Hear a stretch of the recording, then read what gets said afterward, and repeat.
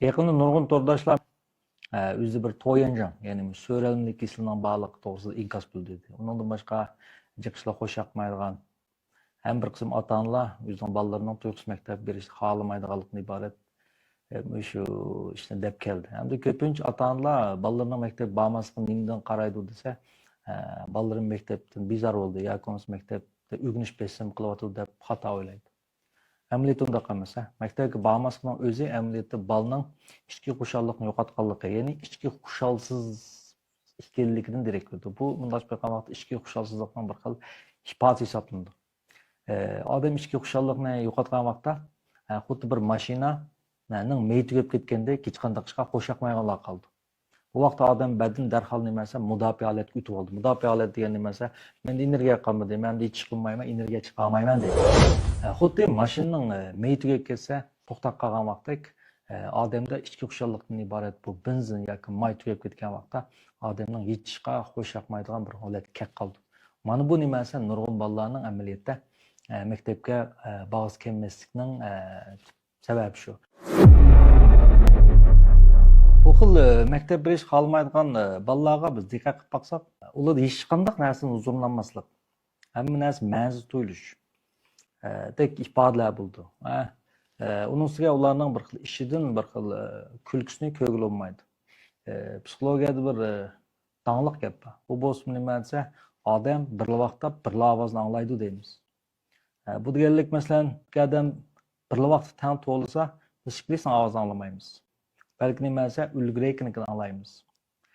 Şuna içki xuşalsızlıktan ibaret bir ovoz bilan yurgan vaqtda bu odamning o'xshash vaqtda xushal bo'lishi mumkin emas. Chunki chuqur bir hissiyot dominant, ya'ni bir xil monopol holatda bo'ldi degan gap.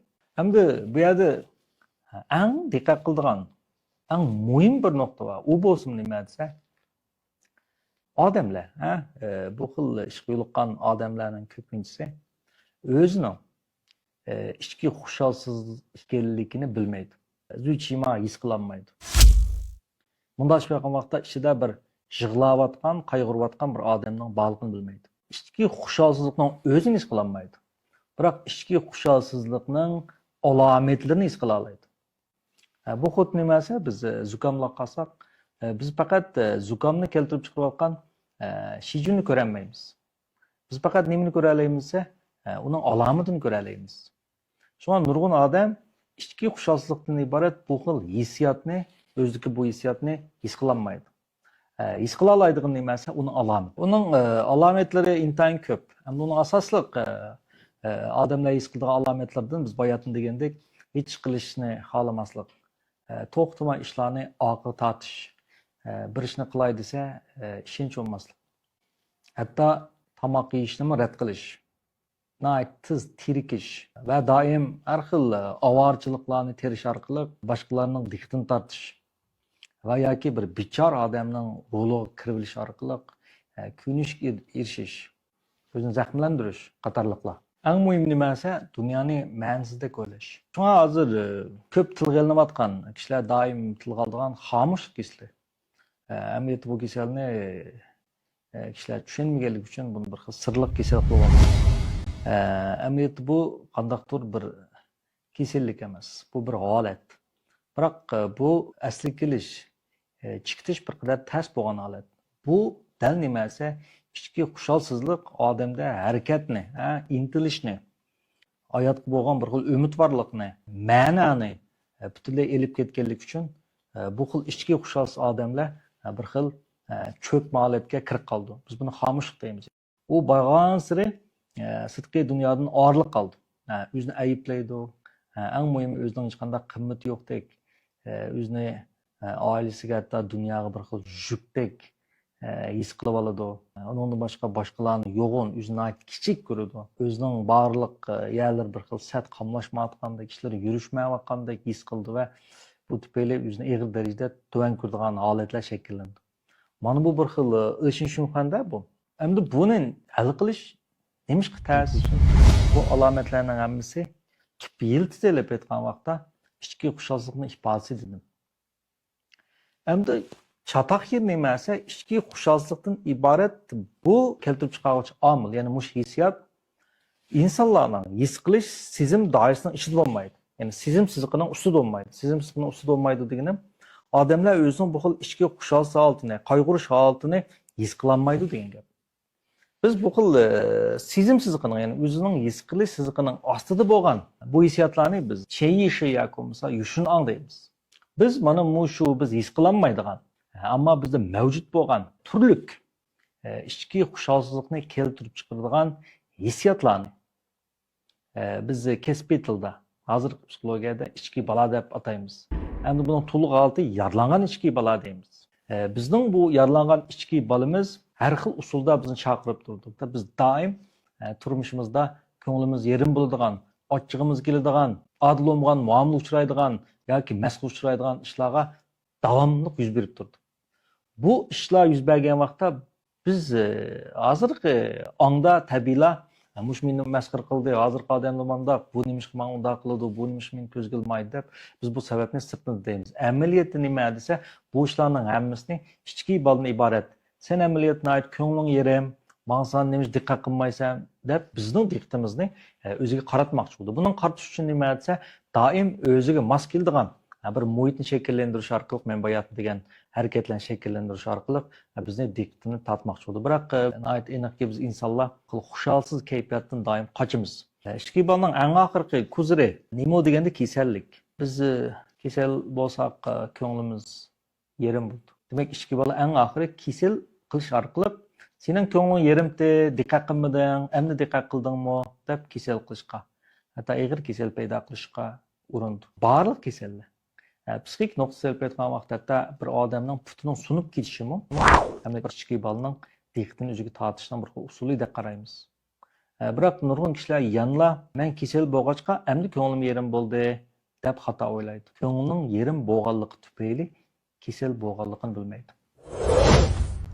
Shu tufayli nurg'un kishilar kasaldan saqaysam xushal bo'ladim deb qaraydi-yu, xushal bo'lsa kasaldan saqaydiganligini bilmaydi.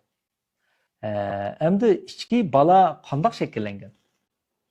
Nemishqa bu xil ichki xushalsizlik shakllanib qoldi? Garchi biz hayvonlardan nurg'un jihatdan ustun tursaqmi, biroq biz hissiyotlarni bir taraf qilishda hayvonlarga yetmaymiz. Masalan, mashinada ketib berib, siz bir ishni ko'may, suv quyichga tas qilib uni qo'rqitib etdingiz. Ish bu vaqt qo'rqidi, achchiqlaydi. Bu degan bir xil tabiiy inkas. İşte derhal qo'rqidi va achchiqlab xatar tugab ketgandan keyin titraydi. Bularning hammasi nima desa, shu ish yuz bergan vaqtidagi qo'rqishni badandan sirtib chiqarib yutadi degan gap. Yoki shu ishdan keyin 1 soat yoki 2 soatdan keyin bizni unutib qoldi. U hargiz bir insonlarga o'xshash 1-2 kun bu ishni o'ylamaydi. Ajab men unda qildim, men ajab bakadim, suqimi deb ajab achchig'im kelyotdi, yana achchig'im kelyotdi deb biz kallamizni urush berib, charchab, mandal sen bo'lmamdi, asli manda qilgan bo'lsam bo'ladi ekan, qaytiz deb boraymi yo degandek bunda xiyollar ishlarda bo'lmaydi. Chunki u shu xiyollarni shakllantirayotgan qoldiq hissiyotlarning hammasini chiqarib etgan. Ya'ni achchiq qo'rqishni shu vaqt chiqarib etgan. Bizdagi qalayimqa xiyollarning hammasi dal biz chiqarib etmagan hissiyotlarning əməliyyat qolluq ifadəsi oldu. Ballar tərbiyəsi nöqtəsi elib etqən vaxtda. Ata-analarning ballarını tərbiyələş iqtidarı.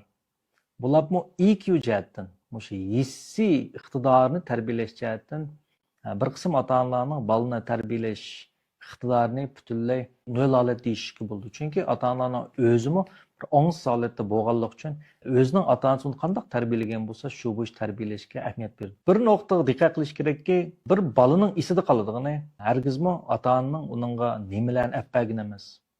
Balki qanday tuyg'ularni his qildig'ini esida qoladi.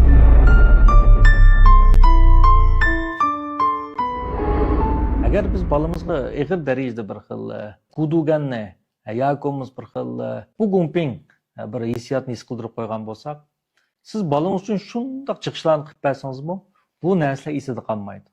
Balki nimasi u doim his qilib turadigan ash hissiyat his qilg'achqa, yana ota-onaga bo'lgan bir xil norozilik, ota-onani cho'ng bo'lgan ayiblash va uning o'chkirishdan iborat holatdan qutulolmaydi degan gap. Shunga bolalarning kichik vaqtdan boshlab yig'idig'ini turli hissiyotlar, Ata-ananın mı? Ularga ata qilish kerak bo'lgani dal turli hissiyotlar. Shunga bu dunyoda balasiga kuyunmaydigan ata-ana olmaydi.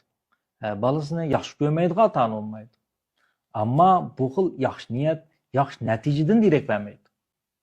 Siz balangizni bog'chada o'ynatish uchun taloqqa chiqdingiz. Biroq taloqqa chiqib ketib berib bir o'rik tushib ketib qilib balangizning putisini ketdi. Meyip bo'lib qoldi. Kim ayıplı? Sizni ayıplaysak, sizning niyatingiz yaxshi, siz uni bog'chaga olib bormoqchidingiz. Biroq ayıplamay desak, natija meyip bo'lib qoldi. Hayot degandek insonlar emas, hayvonlarmi bolalarni yaxshi ko'rdi, asraydi. Biroq ularni yaxshi odam qilib tarbiyalash hargiz ota-onalarning ularni yaxshi ko'rganligi bilan vujud chiqadigan ish emas. Shunga biz bal tarbiyalashda bu xil hissiyot programmalarini diqqat qilishimiz kerak. Hem yig'lash, achchiqlash misol bu insonda intayin güzel bo'lgan ikki xil pasif hissiyotlarning chiqishni usuli. Ammo men nurg'un oilalarda ota-onalarning bolalarining yig'lishi, achchiqlashiga yo'l qo'ymaydi, hatto qo'rqishiga yo'l qo'ymaydiganligidan iborat bir qo'rqinchli hodisani his qildim. Bu xuddi nima esa bir bolaga tomoq yegizib, ta'rit qilma deb uning qo'ngini tikib etgan bilan hech qanday farqi yo'q. Shunga bizga hissiyot kirdi, ham hissiyotni chiqarishimiz kerak. Nurg'un odamlar hissiyot kirdi, chiqirgan yani itib etgan ota-onalar dal bolalardagi bu xil yig'lash va achchiqlashga yo'l qo'ymaganlik uchun biz bayatın degan nurg'un pasif hissiyotlar yig'ilib men oldim degan ichki xushalsiz holatga cho'kmani shakllanadi. Asli bu hissiyotlar bir qor tutundek bir holat. Qor tutunlar asli chiktalaydi. Ammo bu qor tutun uzun mezgil chiketmagan vaqtda xuddi mashning devoriga choplashib qolgan qor kumaga o'xshash qor tosh qaynab qoldi. Biz bu qor toshni ichki xushalsizlik deb ataymiz. Bu ichki xushalsizlik, ya'ni yaralangan ichki bala odam hayotidagi intayin cho'ng masala. Odamning barliq masalasi ichki balaning masalasi hisoblanadi.